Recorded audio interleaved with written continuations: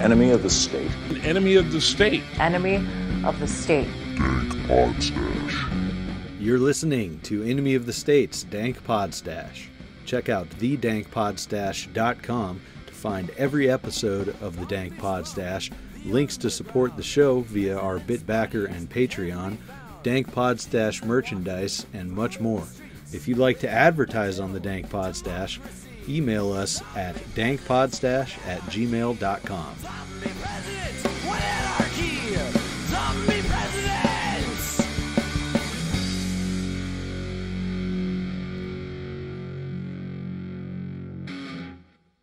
You, dear listener, have made it to episode 51 of Enemy of the State's Dank Podstash.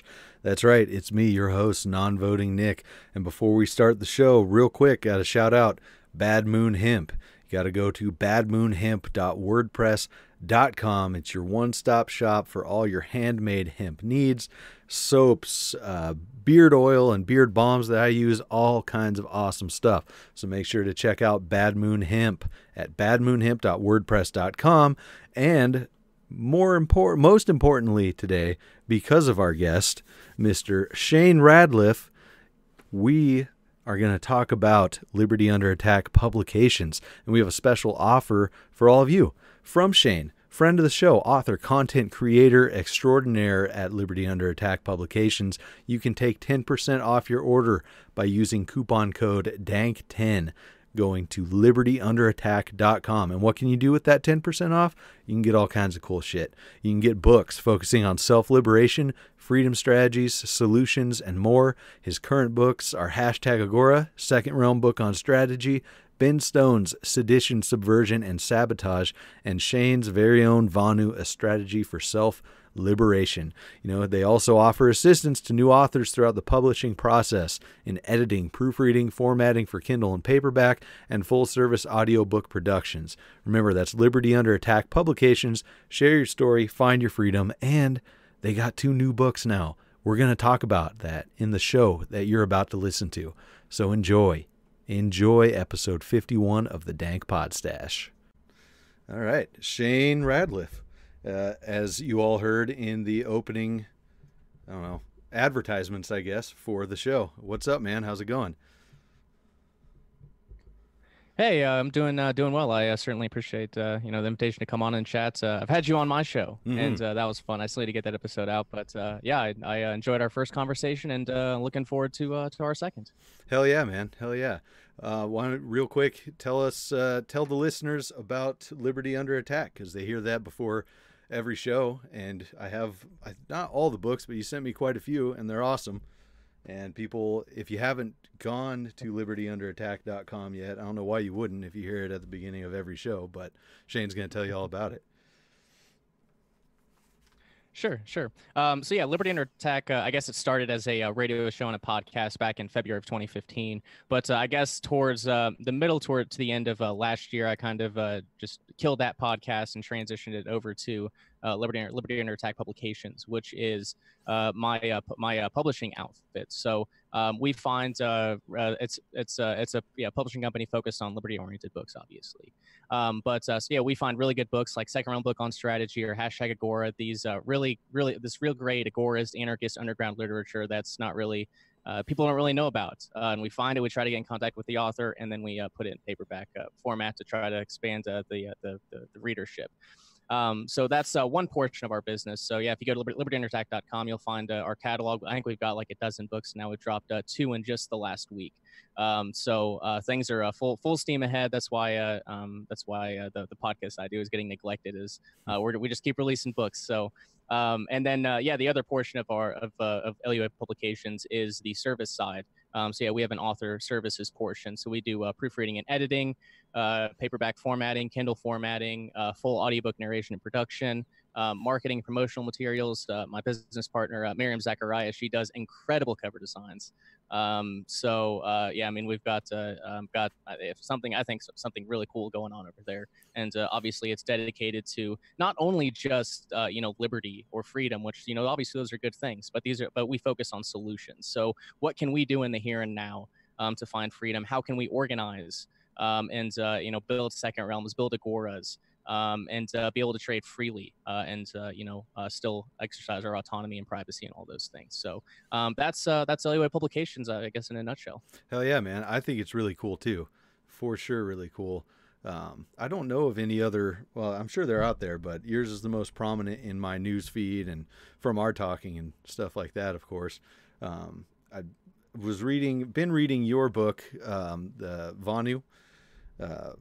And I haven't completely finished it yet. I've been slacking because it's the book review book for the Podstash newsletter, but I've been so fucking busy. I need to get back on that. I wanted to ask you about Rayo's influence on Konkin and the theory or the philosophy of agorism. I think I don't know if I agree as fully as you state in the book, but you are the authority on Rayo and Vonuism in pretty much in this day and age, right?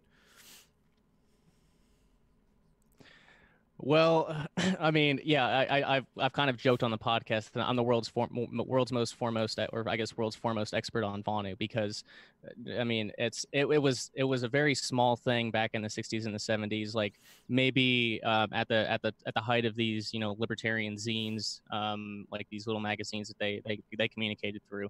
I mean, you're talking hundreds of people, not thousands. So this was a super, super small thing to begin with. Basically, I just happened across it, and yeah, it's I don't know. It's really never been picked up. I mean, it's a really, really kind of hidden part of libertarian history. Yeah. So I found it. I found it interesting, and then I also found that connection with Sam Konkin, which yeah, it's an interesting one for sure. Yeah. It's definitely interesting. Vonu is extremely interesting, and I can see, where you have the quotes of Konkin mentioning Rayo in, I don't know, what was it, speeches mostly, or was it writings? So Konkin talked about Rayo and Vonu. I guess it would have been there was a libertarian. It was the libertarian newsletter that Konkin put out. Or it was Southern Libertarian Review. There was a handful of excerpts where where Konkin specifically mentions Rayo and Vonuans. Not always in a good light. Konkin seemed to kind of think like Konkin and some of the agorists and some of the libertarians, especially those in the that were involved around the time of the Libertarian Party. They were very much they were. Yeah, very, very much. They characterized Vonuans as retreatists. So, like Rayo, what he mainly did, he was a wilderness Vonuan. So he lived in a polyethylene A10 in the Siskiyou National Forest, out close to out on the Pacific Northwest. So they called him retreatists, and kind of I guess they viewed him kind of derisively. Why are you running away? Why won't you stay and fight? And Rayo commented, well, we are fighting. We're fighting the state, and we're winning by being free. But anyway, yeah. So Konkin mentions Rayo a handful of times, and then so that I guess the important portion for that is that Rayo, or I guess Konkin, was familiar with Rayo. He knew Rayo existed. He wrote about him a handful of times. He knew about the strategy of Vonu. So one of the things I found, or I guess I was familiar with agorism before I was familiar with Vonu. So I kind of I didn't make the connection immediately, though, because there was an article in Rayo's first book, Vonu: The Search for Personal Freedom, where he talks about it's called Ethical Enclave Trading Black Markets. And here's the quote from the book on how he defines an ethical enclave. And I think your listeners will definitely see.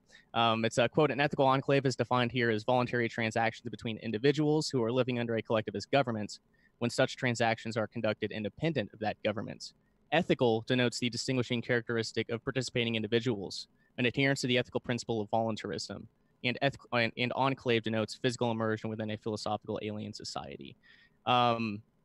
So yeah, it's as he said, between individuals who are living under a collectivist government when transactions are conducted independent of that government. So in the underground, in the black and gray markets per se.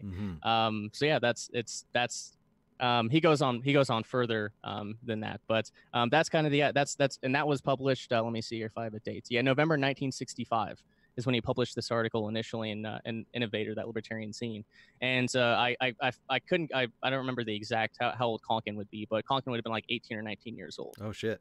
When Rayo would have written that article. So obviously I don't have any solid proof on that, but just looking at the timelines, it seems that Conkin may have drew inspiration about it, drew inspiration from agorism from Rayo. And obviously black and gray market trading has been around forever, right? Ever since there's been prohibition, there's always been black and gray markets. But as far as an actual strategy for freedom, explicitly, written about, I think Conkin definitely got some inspiration from Rayo. Yeah, that makes total sense. I think it's just like you were saying, Conkin was somewhat dismissive or even ridiculing a bit of the retreatism, and I think that's probably what's throwing me off. But yeah, that could definitely be the inspiration for agorism. I think the main difference being that point of retreatism versus building agoras in, I guess, urban areas was something that Conkin talked about a lot. I guess you can build them anywhere, build the black and gray markets anywhere. So that seemed a bit at odds. Yeah. So yeah, when Rayo spoke in terms of like, he called them ethical enclaves or I guess Vonu associations, is like basically just small groups of people conducting trade. So I think there was a difference. There was a difference in scope too, obviously. Whereas Conkin's strategy, like, by his own definition, it's a revolutionary strategy, right? It's supposed to end the state. Like, that's the goal. Starve the state, then smash it.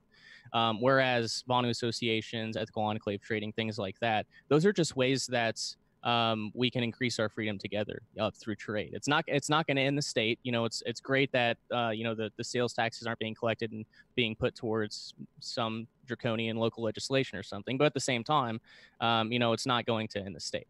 So that, I think that was the difference. Mainly was that Conkin viewed black and gray market trading as a way to end the state, and Rayo just saw it as in his rational self-interest to do so. Avoid theft when you can. Yeah, to be as uncoercible as possible, if uncoercible is a word. I don't know if that's the fucking word I was looking for or not, but I like that a lot because that fits with what I want to do, what kind of both of us are doing, moving out to the sticks. We're both talking over satellite internet because we're as far away from government centers as we can possibly be. So that's great.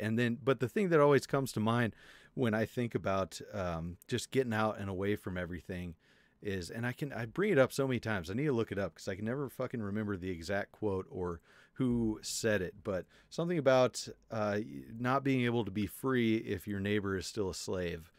And that's the thing that bugs me the most about retreatism in any form, including part of what I do, is getting out and away from everything, because not everybody I know, not everybody around me has the same ideals in mind, and I could get ratted out or even spotted or who knows what for things that I do.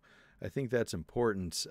And that brings up too something that I've been thinking about. I've been doing a lot of work around the house lately, getting some things replaced and stuff around the property and listening to a bunch of shit. And I stumbled across Dave Smith debating Nicholas Sarwark, or fucking however you say that.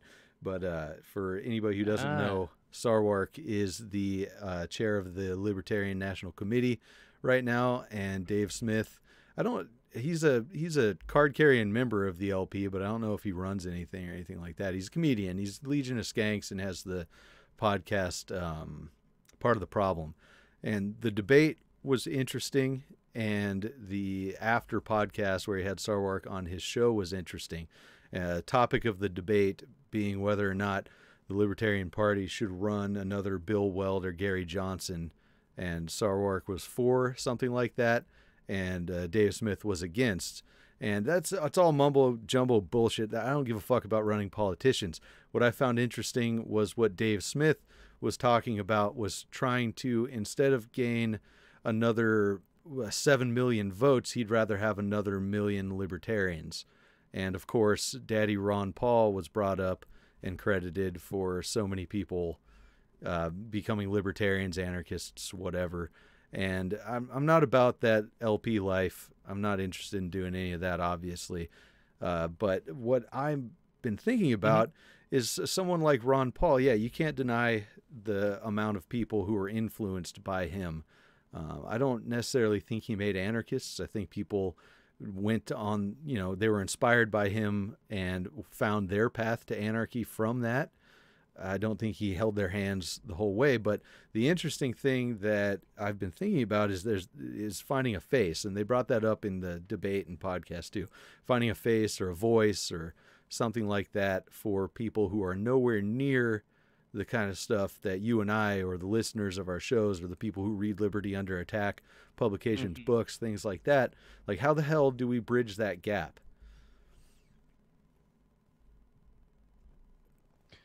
How do we bridge that gap? That's a good. That's a good question, right? And yeah, and I guess honestly, and I've kind of the way that I've always done my podcasts, my radio shows, like with Liberty Under Attack Radio. I found anarchism through the show a few months in. And then, it was I spent 4 or 5 months reading all the stuff on economics and philosophy. And then I said, okay, I understand it well enough. Let's find freedom. Let's start looking for solutions. And I really didn't see, I really didn't see much of it. So I was always disparaging towards political crusading. I always knew I want to talk to a certain type of person or a certain person at, along their progression, toward, an anarchism. So, and same with the Vonu Podcast. I mean, when we started season 1, we basically called political crusaders controlled schizophrenics, and like some other things that Rayo brought up as part of the podcast. Like we used examples.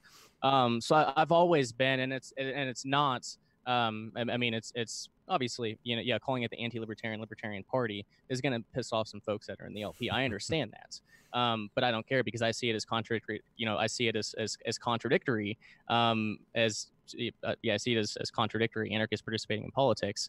And also, I mean, for folks that want to do the political crusading, are they really ready to make a radical lifestyle change? Are they really ready to buy a nodal device and set up a Bitcoin full node and a Lightning Network full node? Are they likely to be interested in those things if they're still interested in politics? So how do we bridge that gap? And this may seem like a cop-out answer, but I stopped trying to do that a few years ago. Right.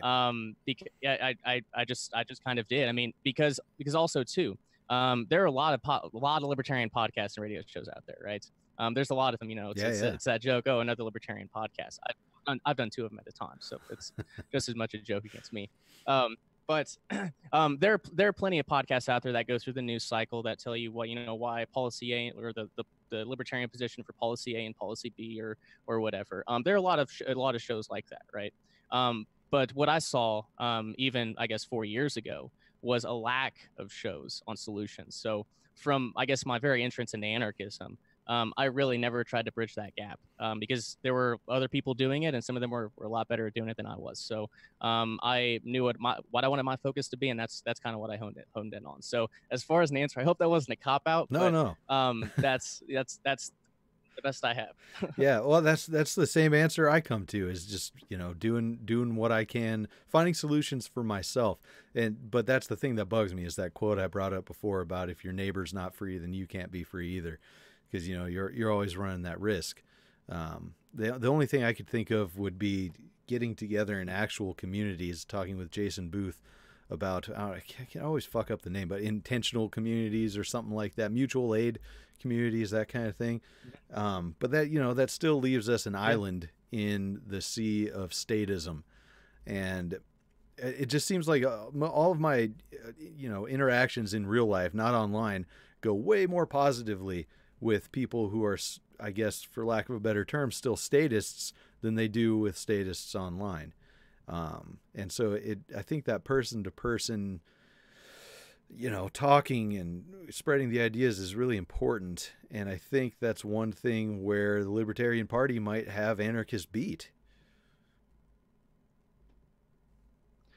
Okay, so yeah. So as far as in person, yeah, I mean, I don't really, and this is part of, I guess, part of Vonu, like, and part of my, I guess, my first realm life is I don't really talk like when I go to my first realm job, which is making liquor, so like it's not a real job, not a real day job, but like when I go make liquor, I don't want to, like I'm not gonna bring this identity there, like I'm gonna show them a difference, like still the same person, but they're not gonna see these radical ideas. I keep those two parts of my life separate.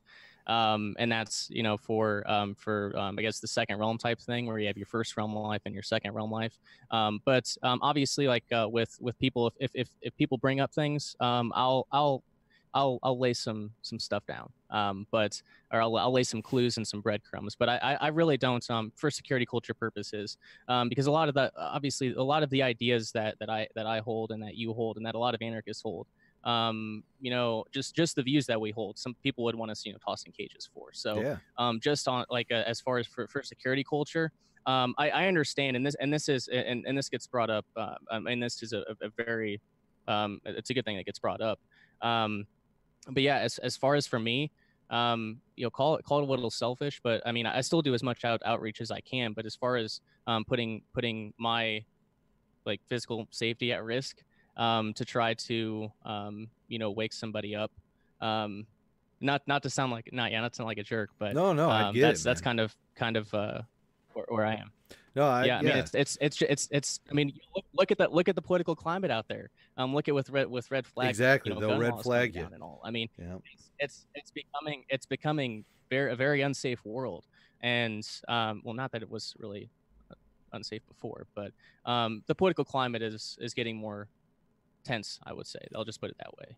Yeah, I don't think that's a So yeah, cop out or I guess that's kind of or selfish or anything like that, because I do the same thing. I'm not, I'm not, talking to people that I'm working with or something saying, well, time to go fucking take out some buildings or some politicians or something like that.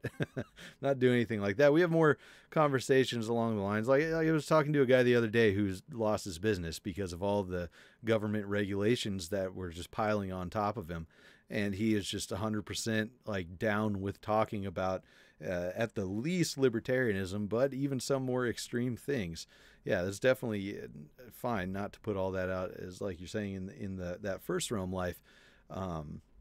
But yeah, I think I don't know. Even if we're thinking of unrest or some sort of disaster, economic, economic fallout, who fucking knows? It's good to have the community around you. I feel at least somewhere on the same wavelength. Like the people that know me, they're like, it's fucking Nick the anarchist, People that know me in the real world, not online, who are not anarchists, Nick the anarchist, but he's cool. Like there's people who are like, yeah, if you need to bug out, come up to my property, that kind of thing. I think that's important to have people who are at least sympathetic around. Right. Oh yeah, for sure. And I mean, like for friends and family, like obviously I don't hide, like I'm connected with all them on Fascist Book. Like yeah, they see all my views.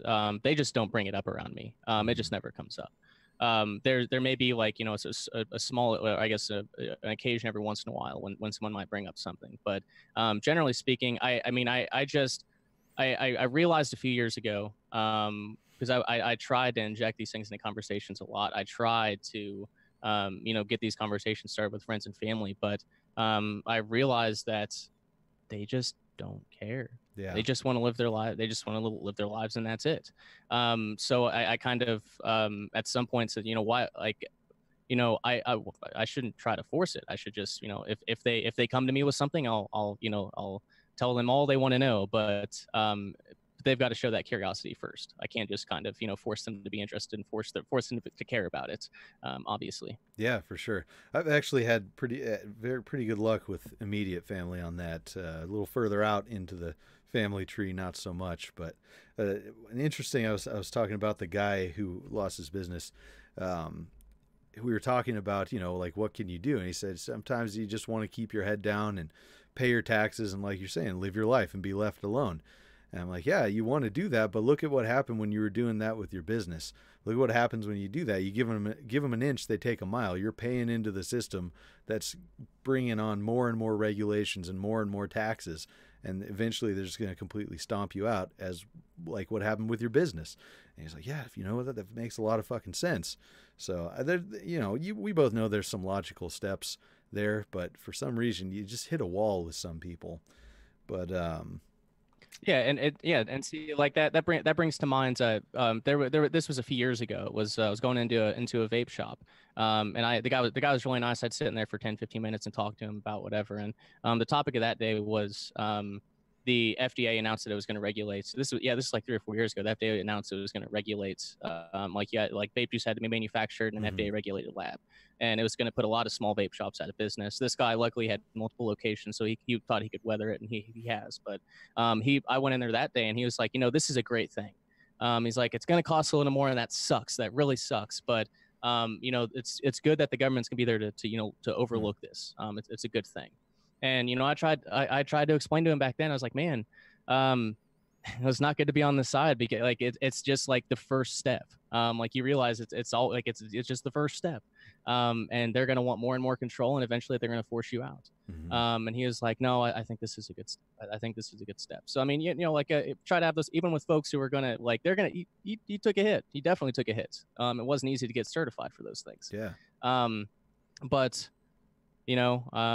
it just it didn't matter. I mean, the people have this idea in their head that the state is there to help, that the government's there to help. Well, we are the government, right? Yeah. So it's just, I don't know, it's there, and sure, there definitely are those folks out there that are ready for that, that are ready for it at some point. But it was just a dead end for quite a few folks, and plus, I wanted to focus on solutions. Right. Again, there are people that are better at explicating these ideas and in a way, in a digestible way for a normie to understand, just put it that way.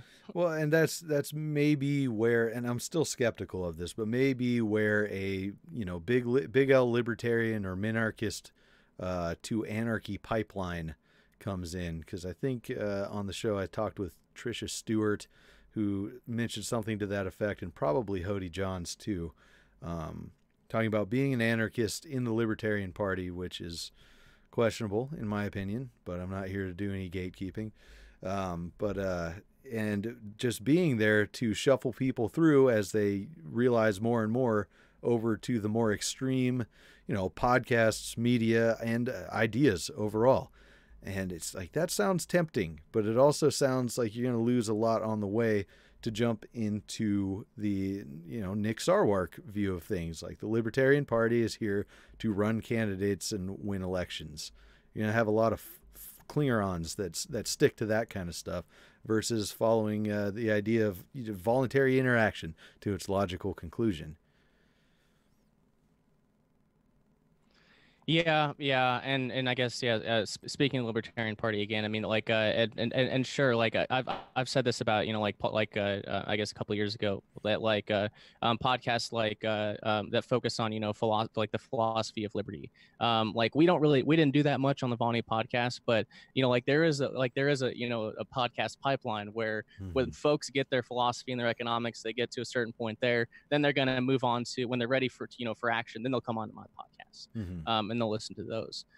So I understand that, but still, I don't think, I still, again, like, I don't think the Libertarian Party is a good step. Like, and this may sound harsh, but I think it's the most disingenuous thing in the world. So say, it's a disgruntled Republican or a disgruntled Democrat.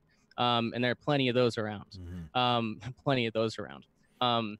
I would tell them to cancel their road registration, right? Or I would suggest to them to cancel their road registration and focus on solutions. But the Libertarian Party would say, well, look, we know, we know they aren't putting forth these policies that you want and all that. Well, let's tell you about libertarianism. And then, there's Libertarian Party. You can vote for our candidates. So to take people who are sick of sick or disgruntled with politics, and then shuffling them back into politics, only to a party that really hasn't, like, they don't win, right? I mean, there may be some scattered elections throughout, but it's like telling people who go from Democrats and Republicans to I don't know, it just seems very disingenuous. Yeah. And I don't think it's not even really a step in the right direction. It's a step still inside the political paradigm. So yeah, whenever I come across those folks, I don't tell them to go join the LP. I send them a link to tinyurl.com/cancel voter, and I make sure that I make sure to help them. I get emails actually. I get probably a couple of emails a week of people saying, how do I cancel my voter registration in this state? I am more than happy to take 5-10 minutes out of my day, 15 minutes, 20 minutes to assist people in canceling their voter registrations. Hell yeah. That's yeah. We'll put that link in the show description too for anybody who's interested. Yeah, absolutely. I don't think that's too harsh at all. I actually agree. I wanted to bring this up today because I was looking for a voice of reason, kind of convince me to quit horse assing around with these ideas, because I was thinking about it. I was like, well, fuck. But yeah, that's good shit to hear. But yeah, I'm gonna end up putting a lot of links in the show description for all the Liberty Under Attack stuff, and for that. Yeah, I don't know, man. I don't know. I guess looking for solutions that affect more than just me would be nice.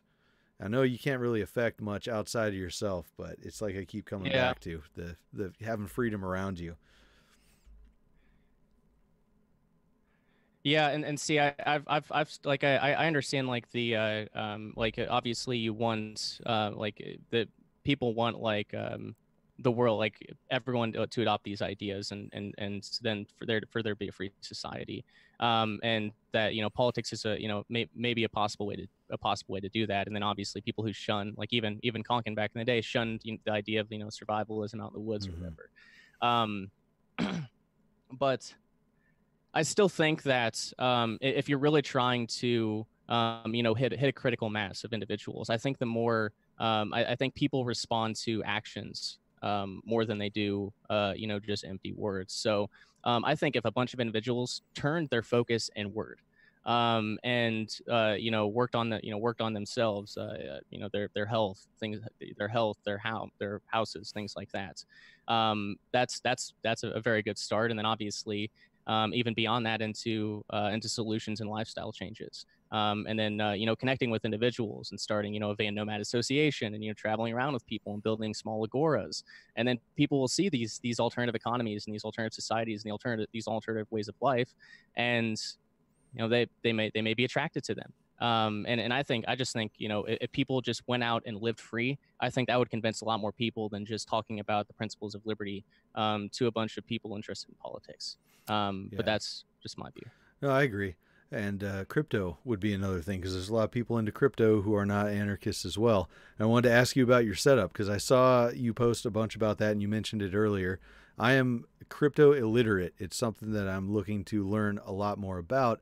And I'm hoping to start a series for Patreon, and in conjunction with the Counter Economist online journal, on switching from fiat to crypto as much as possible. I was originally going to see if I could do it on completely switching to crypto as your main form of currency, but talking with people, it doesn't sound like it's ready for that, because you're always converting back into dollars at some point or another.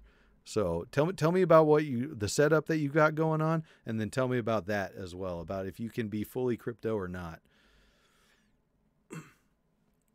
Yeah. So my setup is still in the process of being set up. So I have it's called a Noddle. And it's this little square device. It's a computer in a box, basically. Consider it like a little Raspberry Pi type thing. It's a computer in the box, but it's supposed to be like a 24-hour Bitcoin battle station, basically. So it runs a Bitcoin full node, which is how consensus rules are followed and all that.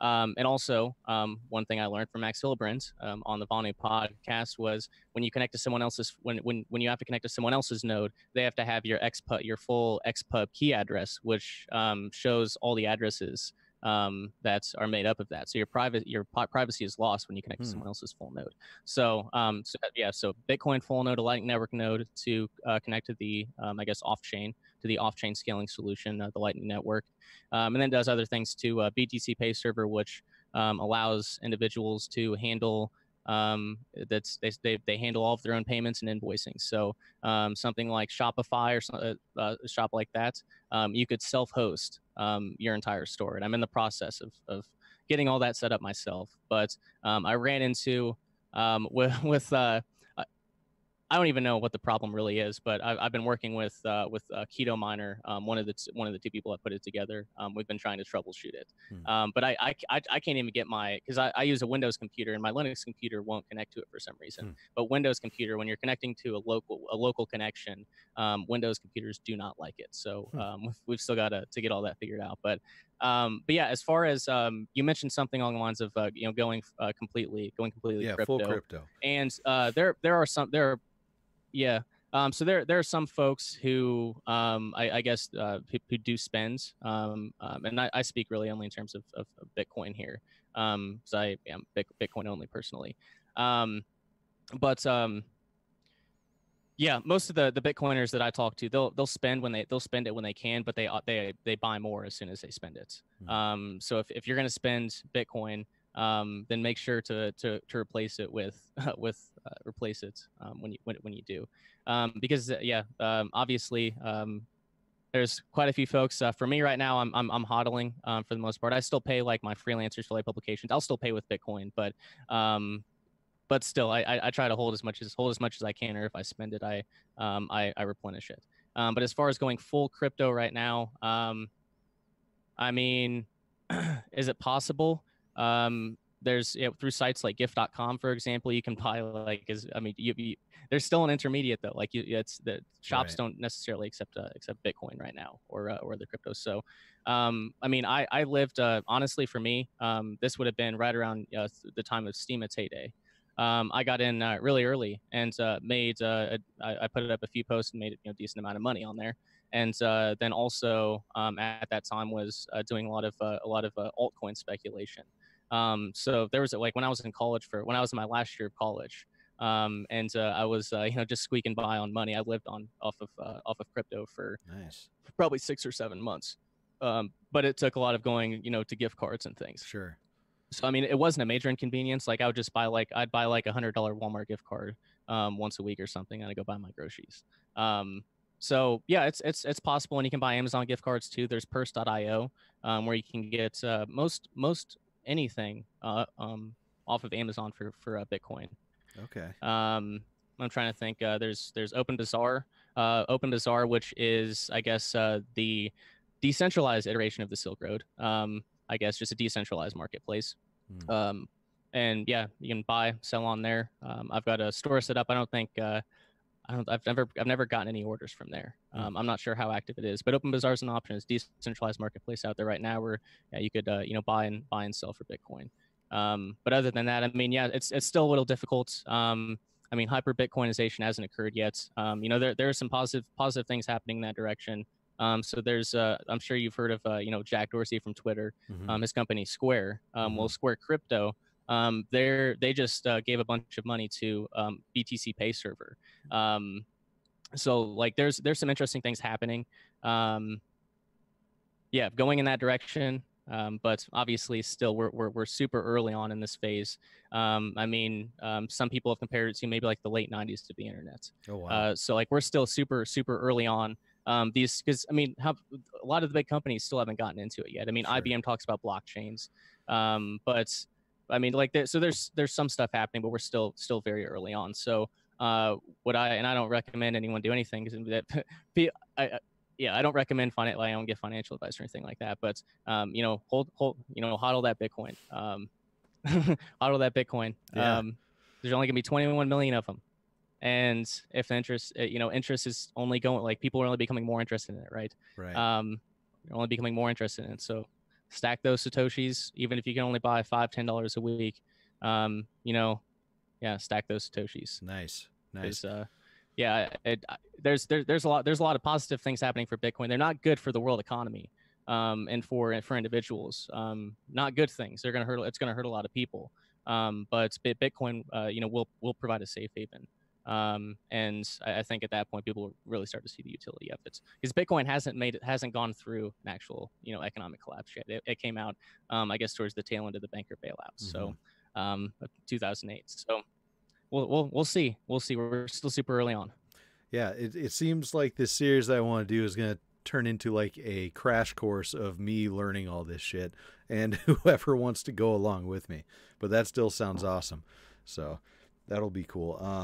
I actually, the blockchain part of it interests me a lot more than the actual, just the blockchain technology. Like I signed up for, I don't even know if it's a beta or an early newsletter or something for a electronic collectible card game. I saw that was completely based off of blockchain technology. They generate cards through the same way that you would generate, like Bitcoin or whatever, and then you can print out things and trade through the blockchain. It's really fucking interesting. I really like that kind of stuff. The people who are building on that, I think that's really cool. Obviously, I like the gaming side of it too because I like to play games. But that shit is really interesting to me. Sure. For sure. Yeah. So I'm more of the Bitcoin, not blockchain. Because blockchains, it's just a way of storing information. It's just a database. Blockchains are only interesting if they're free and if they're free and open. And also blockchain technology is slow and it's clunky by design because it's decentralized. Or it doesn't have to be, but I guess for the blockchains that we'd be interested in, they'd be decentralized, right? Based off of decentralization, not centralization. So yeah, there's not very many applications for decentralized blockchains. I mean, it's stuff that has to be uncensorable and I guess borderless. And payments really are where it's at right now for that. But there are some interesting things. There are some interesting things happening. But yeah, I'd say more so in the realm of Bitcoin.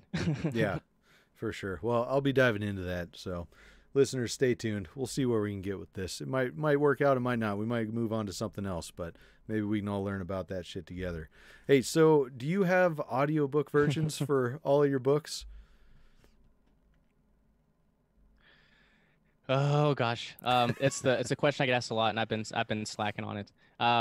So there's an audiobook out there for Going Mobile. I put that together. I guess it would have been like May or June of last year, and I just tossed it up.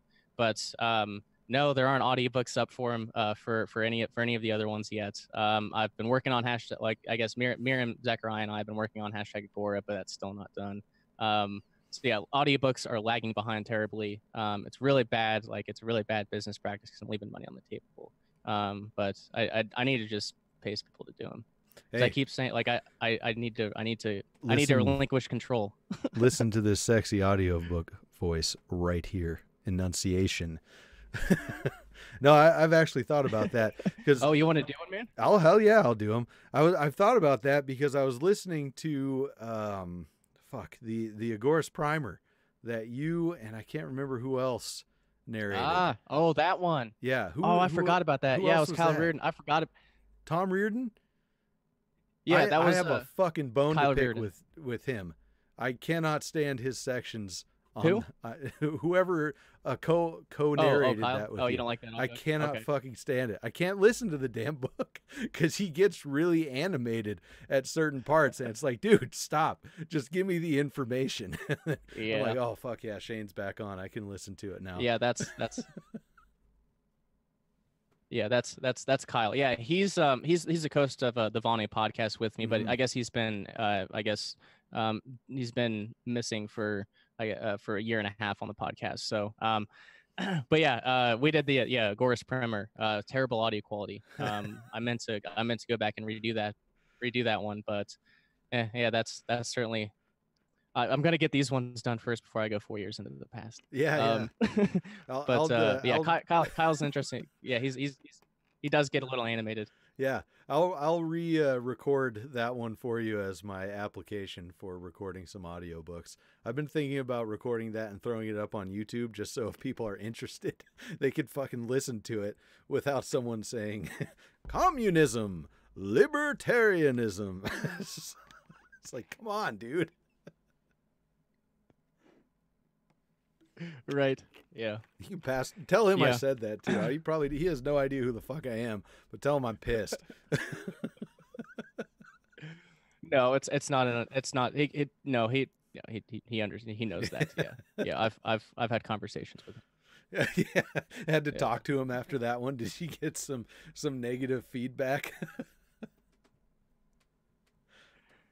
No, it's the only thing, like it went from like he used to never share anything about like his personal life. He was like, that's a student, that's not even his given Sure. given name. But yeah, he used to be really private about everything, and then he started to get really public and talk about his job for like 30 minutes. I was like, dude, like people come here to listen to the pod. They don't come here to listen to like how assembly lines work at your company and such. Like we understand it sucks. It's a servile society job. We get it. We get it, man. He's got an excellent voice for that podcasting. or I would, for sure. yeah, that or I'll just cut out like 30 minutes. Yeah. But, yeah. I miss that guy. I wish he was still doing podcasts. He always offered some interesting stuff. Hell yeah. His mind went to some interesting places. It's been kind of weird doing this podcast solo. I imagine you felt some of the same things. You hit some kind of dead spots where co-host previously, like it was David Ballantyne on mine, miss having him on here because the co-host will jump in with something funny or something fucking deep, fill those dead air spots. Right. Yeah. And it's, yeah. So I went from Kyle, and then Jason Booth was he's still the co-host. I told him after the Crypto Anarchy series, when we get into the Temporary Autonomous Zone series, I said, yeah, you're coming back on for that one. You're going to be there for all of them. Nice. But yeah, now it's just been like, yeah, Jason's not really, too into, blockchain and Bitcoin stuff. So and for me, like I'm with you, man. Like I've been trying to learn about Bitcoin for like 3 years. It's been a long journey, and I guess the breakthrough really has been in the past couple of months when I interviewed like Max Hillebrand, and I interviewed Richard Myers on off-grid Bitcoin, like using mesh networks. Like it's when I started talking to people who are building these things, and where I didn't fully understand what they were talking about. But that's a good thing about podcasts. You know what you can always do? You can go re-listen. Yeah. So like just so yeah, if you talk to anybody, super knowledgeable on the subject, I mean, you may not understand everything immediately. It's okay. Like this is really, really hard stuff. Mm-hmm. It's really complex. You think about the internet today. How many people could explain to you the architecture of the internet? Oh shit, yeah. Probably not many, right? Right. I fucking well consider that for Bitcoin. It's complex stuff. It's definitely complex stuff. So I mean, if you're interested in the idea of freedom, I certainly think Bitcoin and crypto anarchy is something definitely to look into. But yeah, don't feel discouraged or anything. A lot of these folks, I mean, everyone, you have to start somewhere, right? Yeah. So yeah, if you talk to any advanced programmers or developers, they aren't going to make fun of you for asking a stupid question, because this stuff is really, really hard. I'm going to have to approach it. I'm going to have to approach humbly and along the same lines of Michael Scott in The Office asking about budget surpluses. Explain this to me like I'm 5 years old, please. Explain it to me like I'm 7. Yeah. No, wait. Explain it to me like I'm 5. Yeah. Yeah. Exactly. That's exactly what it's gonna be. Fucking A, man. Yep. It's like I can't remember. I think it might have been Peter Todd, but someone kept asking him like, can you tell me what a blockchain is? And like people like wanted these complex definitions, and he was like, a blockchain is a chain of blocks, and like that was just what he had as a tweet, like the pinned tweet on his profile for the longest time. A blockchain is a chain of blocks. Nice. Succinct. It's like, okay, well, I guess. Very succinct, to the point. That's perfect. Yeah, I'm going to hit some people up about that, about coming on the show and talking about that. It's probably just going to be patron only or BitBacker, which I don't have any BitBackers yet. It's up on the overlay for people watching this, but actually, yeah. Well, I'm gonna do a maintenance episode here soon. This is kind of off topic, but for people who are interested in the BitBacker or Patreon and all that stuff, got some exciting stuff coming, so that should be good. I need to send you. I keep fucking forgetting to send you too a little promo for the Pod Stash for like we do for the beginning of our show with Liberty Under Attack. Yes, and I still have to get our interview out. Like it's been crazy, man. Like I have 5 podcasts that I need to edit and get out that I just haven't had a chance to sit down and do. like I felt bad. Like there was a Jessica Love's business. She's been promoting my stuff. You guys, I mean, you continually have, and I've thought about it. So yeah, I'm gonna do some major promos when I get back to the podcast. Well, I haven't sent you haven't had anything, time. so I don't blame you. I'm just like, yeah, I'll send it to you fucking tomorrow, and then 3 weeks later, oh fuck, I didn't send that. But I like the way Well, yeah, it sounds at the beginning of the show. There is something in there, yeah. Yeah. No, it's good. I like putting Liberty Under Attack at the beginning of the show. Gets people over to some good information, man. The books are good. The books are good. If you haven't read them, fucking read them. I like that you sell them in that bundle too. That's awesome. Because you sent me that bundle, and I think people should fucking buy that. Just buy all of them. Yes, and I will say I am going to be working on a couple other bundles. So yeah, the self-liberation bundle, that was just, at the time I had like 7 books, and I was like, well, obviously I should sell all 7 books in a bundle. So I put it up there. But yeah, we've released quite a few new ones since then. I'm probably going to do a Vonu bundle with Vonu book 1, Vonu book 2, my book on Vonu, and then The Life of Tom Marshall, and probably 1 or 2 other Vonu specific books. And then yeah, I'll do a self-liberation bundle, which will basically just be everything that we offer. Hell yeah. So the price is gonna increase over time, but that's only because the books are going to increase in number. Top quality. So yeah, the bundle, yeah, bundles. Well, so, and you said you had 2 new books just recently, right? Yes. So Ben Stone. Hopefully some of your listeners are familiar with Ben Stone, the Bad Quaker. Well, we've been working with him for, I guess, the past month or so, to get his new book out. It's called Anarchist Abolitionist: A Bad Quaker's Journey. It's kind of an autobiography styled book. Ben's lived a hell of a life. I thought I had an interesting life, but no. Certainly not. Not yet, at least. Nothing compared to that. And then obviously, as people are familiar with Ben, that wisdom and that kind of that funny humor. It's all there, and obviously some great stuff on anarchy and that subject. So that's one of them. Certainly go pick that up. libertyunderattack.com. But yeah, I don't have author copies of that yet, so it might be a week or 2 before those ship. But we just dropped that. I guess earlier last week, and then the second one we dropped I guess Friday. It's called Brushfire by Matthew Witecki. It's a thriller, so it's a liberty-oriented novel, or I guess story. Nice, very, very good. So for those who are at #Agora and dig that, this one isn't so much. It's different in the sense that it's a thriller. And but there's still a lot of high tech stuff in there, crypto anarchy. So there's the characters use encryption, they use cryptocurrencies, there's crypto mining discussed, and it's a freedom oriented book. If you're looking for more libertarian or anarchist fiction, definitely pick that one up as well. All those are available at libertyunderattack.com, and I'll go ahead and drop a 10% coupon code too. Just use code SELF-LIBERATE. Nice, SELF-LIBERATE. Are we still doing Dank 10? Dank 10% off for podcast listeners. Dank 10. Oh. I've been saying it at the beginning of the show, I think so. Maybe. I hope so. I think I got. Yeah, if we talked about setting that up, yeah, I did. Okay, cool. That coupon should be there. Yeah. I'll double check, but yeah, that should be there. Hell yeah. Well, yeah. And we'll get that straightened out too. If you have a different one or whatever for me to use, I'll put that in the description and in forthcoming advertisements, pre-show, post-show, whatever, all that too. I got to get those new books so I can stay up on the Liberty Under Attack publications collection, because before I know it, it'll be another bundle I'm going to have to buy, one big piece versus taking little chips at it.